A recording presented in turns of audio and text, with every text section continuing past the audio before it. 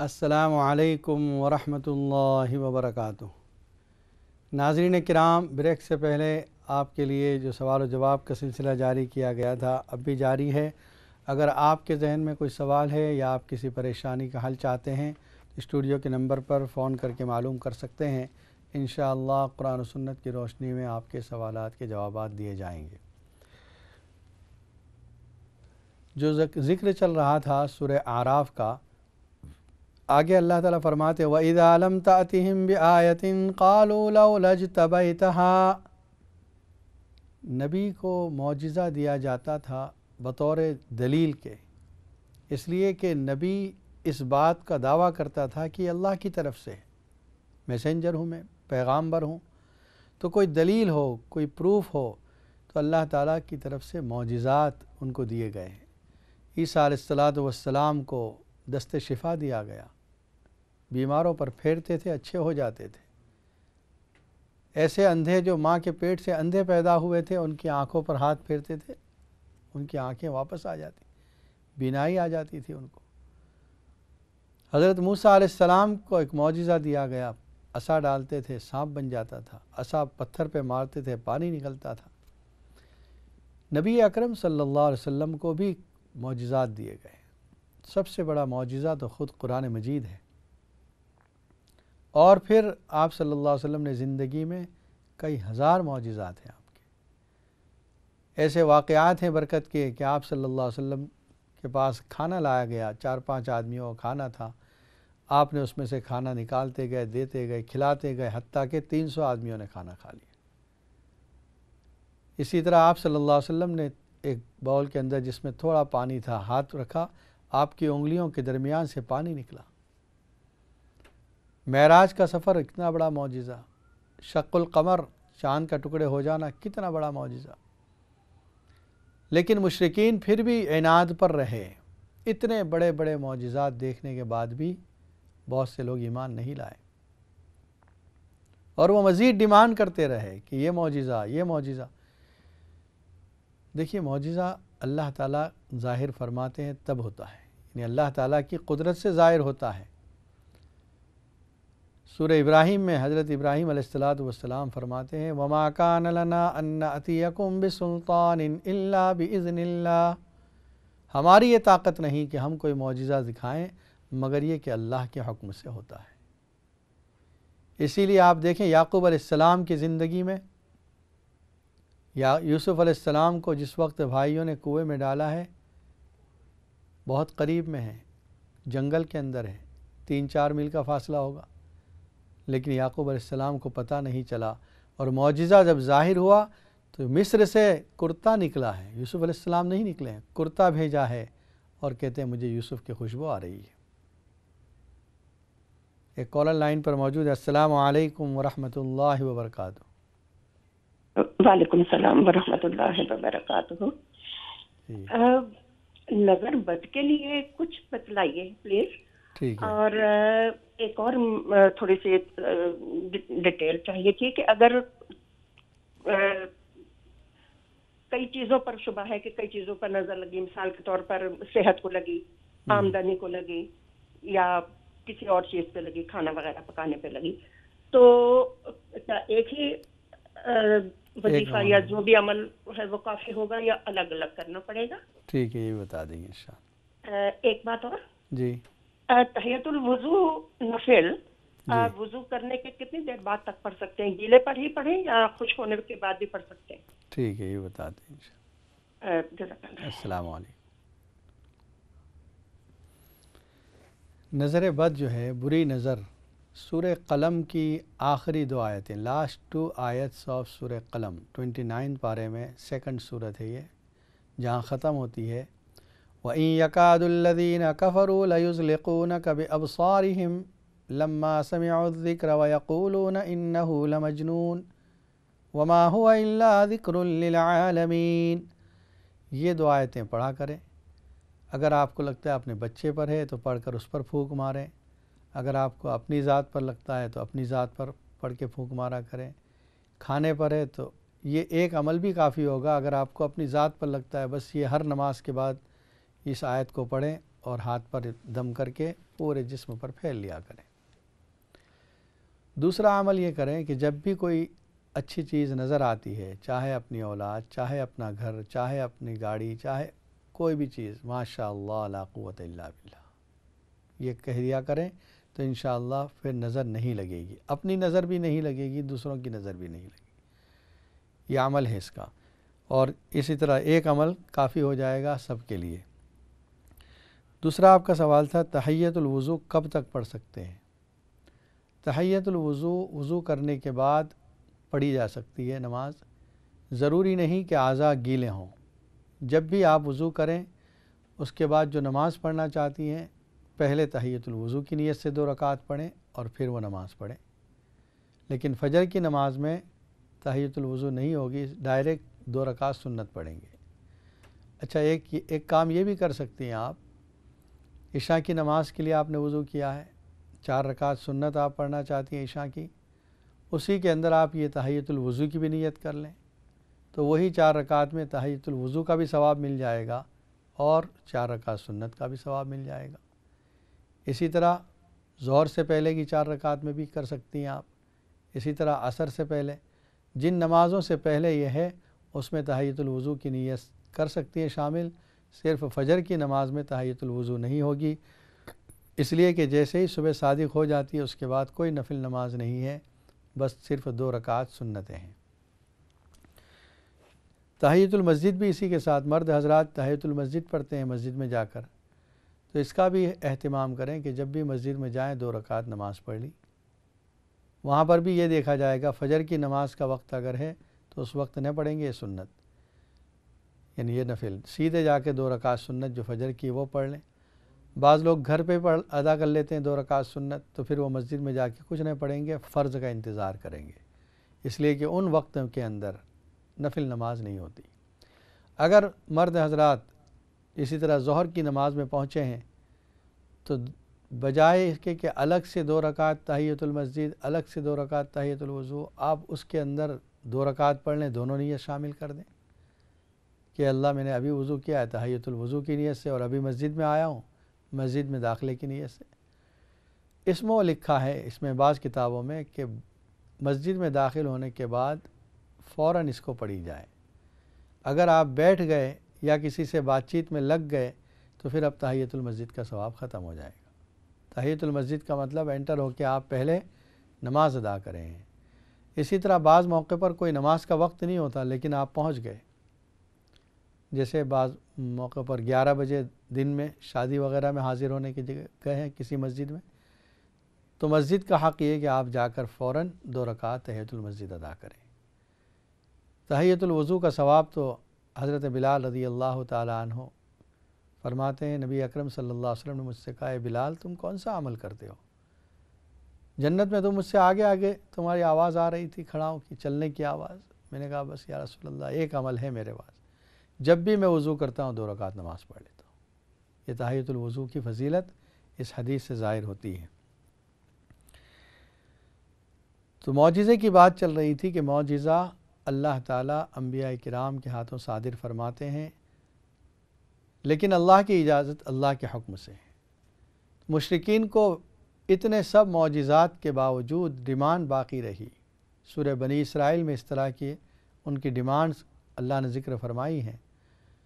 وَقَالُوا لَن نُؤْمِنَ لَكَ حَتَّى تَفْجُرَ لَنَا مِنَ الْأَرْضِ يَنبُوعًا، ہم آپ پر ایمان ہرگز نہیں لائیں گے حتیٰ کہ آپ مکہ میں کوئی اسپرنگ اور چشمہ جاری کر دیں، نہریں بہنے لگ جائیں مکہ کے اندر، اس لیے کہ پانی کی کمی تھی وہاں پر۔ او یکون لک بیت من زخرف او ترقی فی السماء، یا ہے کہ آپ کا کوئی ایسا گھر ہو سونے کا بنا ہوا ہو، گولڈن پیلیس آپ کا بن جائے، تب ہم آپ پر یقین کریں گے۔ او ترقی فی السماء، یا ہے کہ آپ آسمانوں پر ہمارے سامنے چڑھ جائیں، تب ہم آپ کی بات کا یقین کریں گے۔ ایک کالر لائن پر موجود ہے۔ السلام علیکم ورحمۃ اللہ وبرکاتہ۔ وعلیکم السلام۔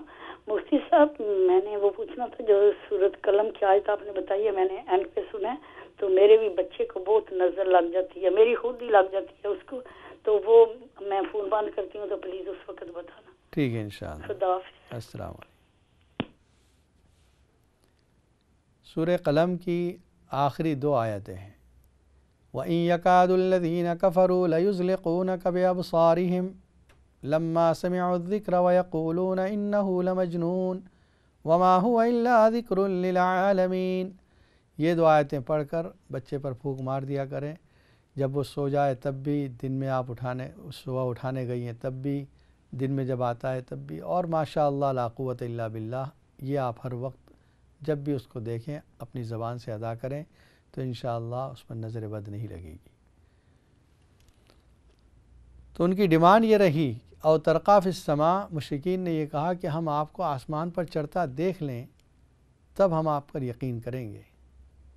وَلَن نُؤْمِنَ لِرُقِيِّكَ حَتَّى تُنَزِّلَ عَلَيْنَا كِتَابًا نَقْرَؤُهُ، اور آپ کے چڑھنے کا بھی ہم اس وقت یقین کریں گے جب آپ آسمان سے آپ ہمارے لیے اللہ کی طرف سے لکھا ہوا لیٹر لائیں جس کو ہم پڑھ لیں۔ قُلْ سُبْحَانَ رَبِّي هَلْ كُنْتُ إِلَّا بَشَرًا رَسُولًا، فرما دیجئے پیغمبر صلی اللہ علیہ وسلم، اللہ کی ذات پاک ہے، سبحان ربی، اللہ جو میرا رب ہے وہ پاک ہے، تمام عیوب سے پاک ہے، اس کے اندر کوئی عیب نہیں۔ سبحان اللہ، سبحان ربی، هل كنت إلا بشرا رسولا، میں تو بشر ہوں، رسول ہوں، مجھے اللہ نے انسان بنا کر بھیجا ہے، رسول بنا کر بھیجا ہے۔ یہ سب باتیں جو تم مانگ رہے ہو، تم یہ سمجھ رہے ہو کہ میرے ہاتھ میں کچھ خدائی اختیارات ہیں، میں جو چاہے کر دوں، اللہ کی طرف سے جو صادر ہوگا وہ ہوگا۔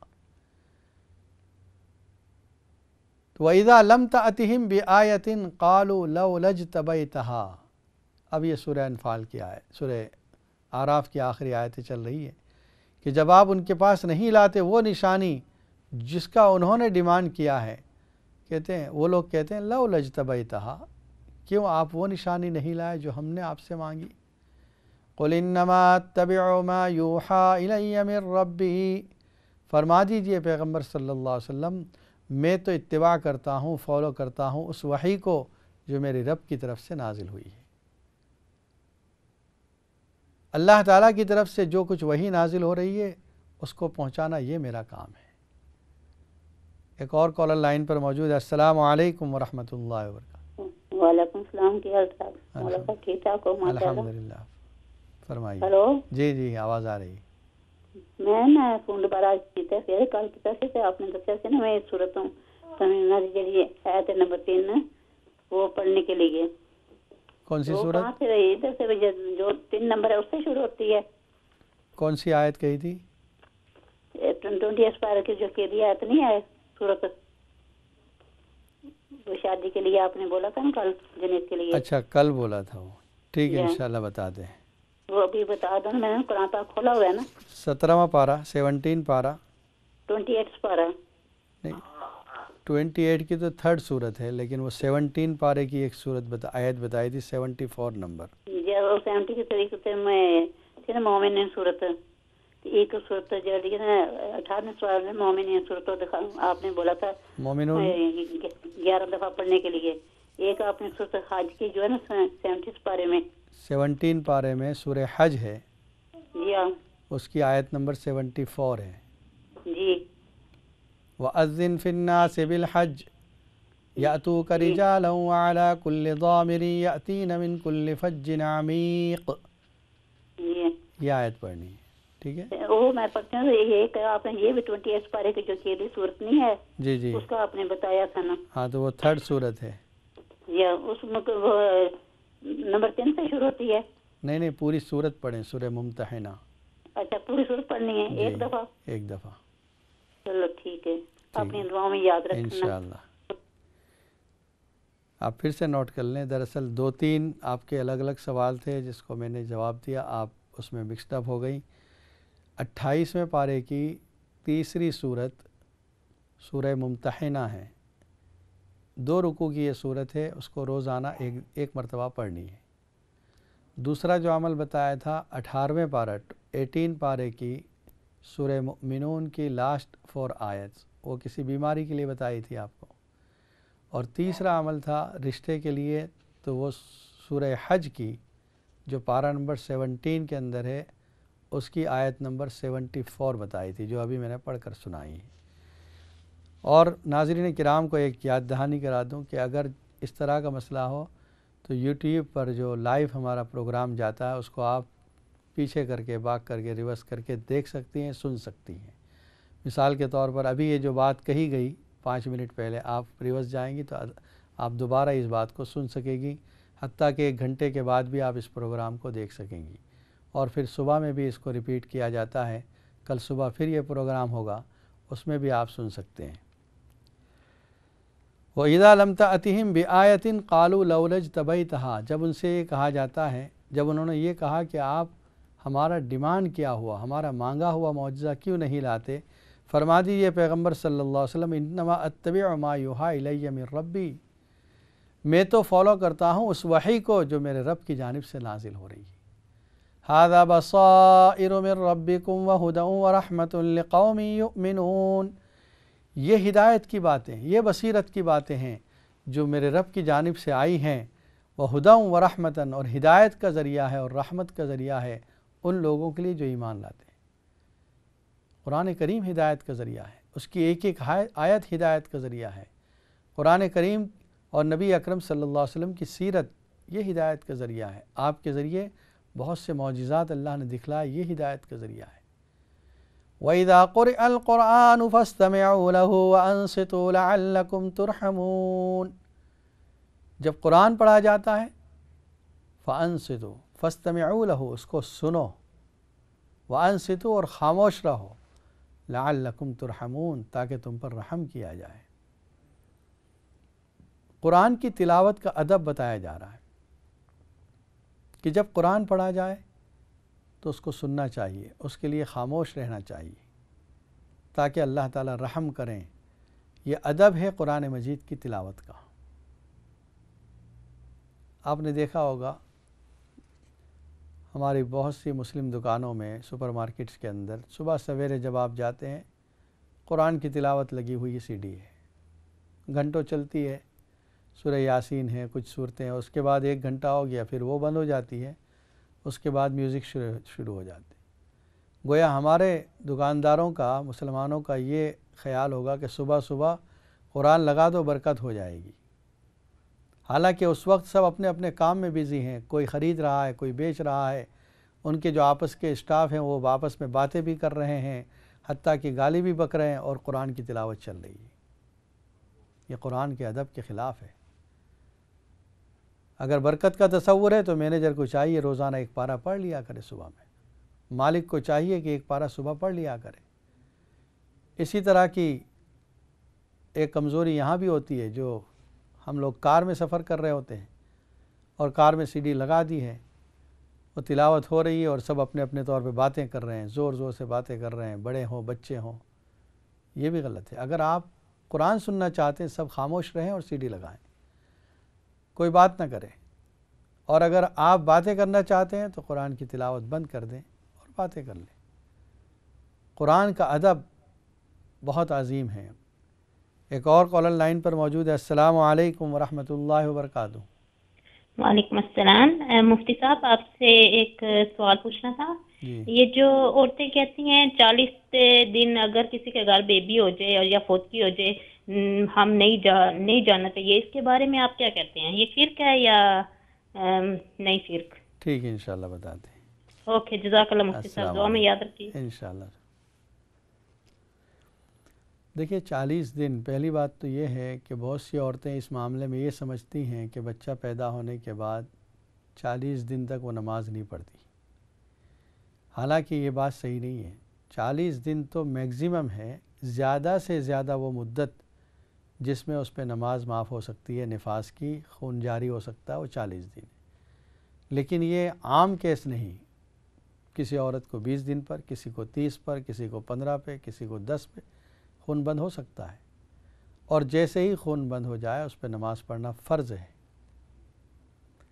اب اگر کسی کا 10 دن پر خون بند ہو گیا، وہ پاک ہو گئی ہے، لیکن 40 دن کے بعد وہ غسل کرتی ہے، تو اس کا مطلب اس نے 1 مہینے کی نمازیں قضا کر دی۔ 1 دن کی 6 نمازیں تو 1 مہینے کی 180 نمازیں اس نے نہیں پڑھی۔ وتر کی نماز کو ملا لیجیے آپ، تو 1 دن کی 6 نماز ہوئی، 180 نمازیں اس نے نہیں پڑھی۔ یہ غفلت ہے، جہالت ہے۔ مسئلے کے اعتبار سے صرف اتنا ہے کہ جب تک خون جاری ہے وہ نماز نہ پڑھے، جب خون بند ہو، بلکہ کتابوں میں یہاں تک لکھا ہے کسی کو 10 دن سے کم پر بھی خون بند ہو سکتا ہے، 5 دن پہ بھی بند ہو سکتا ہے۔ دوسرا آپ نے جو سوال کیا ہے، جو آپ کا خاص سوال تھا، وہ یہ کہ 40 دن میں وہ کسی فوتگی کے ہاں انتقال ہو کسی کا، وہاں نہیں جاتی۔ یہ بات بھی اسلامی عقیدے کے خلاف ہے، اس سے کوئی نقصان نہیں ہو سکتا، کوئی نقصان نہیں پہنچ سکتا۔ یہ جو عقیدہ ہے یہ ہندوؤں سے ہمارے اندر آیا ہے، چھوت چھات کا عقیدہ۔ ہمارے یہاں اس طرح کا کوئی تصور نہیں۔ جا سکتی ہے وہ، اگر کسی رشتہ دار کے ہاں جانا چاہتی ہے یا اگر کسی فوتگی والے کے ہاں جانا چاہتی ہے تعزیت کے لیے تو جا سکتی ہے۔ تو بات چل رہی تھی قرآن کے ادب کی کہ ایک طرف قرآن کو لگا دیا آپ نے، CD لگا دی اور باتیں کر رہے ہیں، گفتگو ہو رہی ہے، بات چیت، بلکہ گالیاں تک بک رہے ہیں، جو میں نے سپر مارکیٹ کی مثال دی۔ قرآن کا ادب یہ ہے کہ جب پڑھے تو آپ خاموش رہو۔ ایک بات اور بتا دوں آپ کو، مجلسوں کے اندر کوئی پروگرام ہوتا ہے، اس میں تلاوت کلام پاک سے مجلس کا آغاز ہوتا ہے۔ اب جب مجلس شروع ہونے جا رہی ہے، سب لوگ آ رہے ہیں تو سب باتیں کر رہے ہیں، جب تک وہ مجلس باقاعدہ شروع نہیں ہوتی سب لوگ باتوں میں لگے ہوئے ہیں، ہنسی ہو رہی ہے، آوازیں پہ۔ اب مجلس کے منتظمین جو ہیں، آرگنائزر، وہ کیا چاہتے ہیں کہ سب خاموش ہو جائیں، تو پہلے وہ کہتے ہیں قاری صاحب آپ تلاوت شروع کر دو۔ اب قاری صاحب اس میں اعوذ باللہ من الشیطان الرجیم شروع کرتے ہیں، جب سب کو آواز پہنچتی ہے تو پھر وہ اپنی باتیں بند کرتے ہیں۔ تو گویا قرآن کو استعمال کیا جا رہا ہے خاموش کرانے کے لیے۔ تلاوت کا ادب، قرآن کے ادب کا تقاضا یہ ہے کہ پہلے اعلان کیا جائے، بھئی تمام حضرات متوجہ ہوں، اب قرآن کریم کی تلاوت ہو رہی ہے، تب سب حضرات خاموش ہو جائیں، اس کے بعد قرآن کی تلاوت شروع کی جائے۔ یہ اس کا ادب ہے۔ تو قرآن کے ادب کو اگر آپ سامنے رکھیں تو اللہ تعالیٰ بھی اس سے خوش ہوتا ہے۔ کیا ہے؟ لعلکم ترحمون، تاکہ تم پر رحم کیا جائے۔ بعض فقہا فرماتے ہیں کہ اس سے یہ نماز میں قرات کا مسئلہ حل ہو گیا کہ جب قرآن پڑھا جائے تو خاموش رہو، اور 2 حکم ہیں، انصتو، خاموش بھی رہو اور سنو۔ امام جب تلاوت کر رہا ہے تو اس وقت خاموش رہنا ہے۔ امام کی تلاوت کے وقت ہم کو نہیں پڑھنا ہے۔ جب آواز آ رہی ہے تو استماع، مغرب عشاء اور فجر کی نماز میں سننا ہے، اور جب آواز نہیں آ رہی ہے ظہر اثر میں تو انصتو، دوسرا لفظ جو موجود ہے، خاموش رہو، چاہے آواز نہیں آ رہی ہے، تمہاری توجہ امام کی طرف رہے کہ امام نماز میں قرات کر رہا ہے۔ اور حدیث میں موجود ہے صاف طور پر، من کان لہ امام فقراءۃ الامام لہ قراءۃ، جس کا کوئی امام ہے تو اس کی قراءت امام کی قراءت ہو جاتی ہے۔ بہت سے لوگ کہتے ہیں نہیں کم از کم سورہ فاتحہ تو ہونی چاہیے۔ وہ ایک حدیث دلیل کے طور پر پیش کرتے ہیں، لا صلاۃ الا بفاتحۃ الکتاب، سورہ فاتحہ کے بغیر نماز نہیں ہوتی۔ اس کا جواب یہ ہے کہ حدیثیں اپنے اپنے مقام پر فٹ کرتے جائیں۔ لا صلاۃ الا بفاتحۃ الکتاب اس آدمی کے لیے جو اکیلے نماز پڑھ رہا ہے یا امام ہے، اور دوسری حدیث من کان لہ امام مقتدی کے لیے ہے کہ جس کا کوئی امام ہے تو اس کا امام کی قرات اس کے لیے کافی ہوگی۔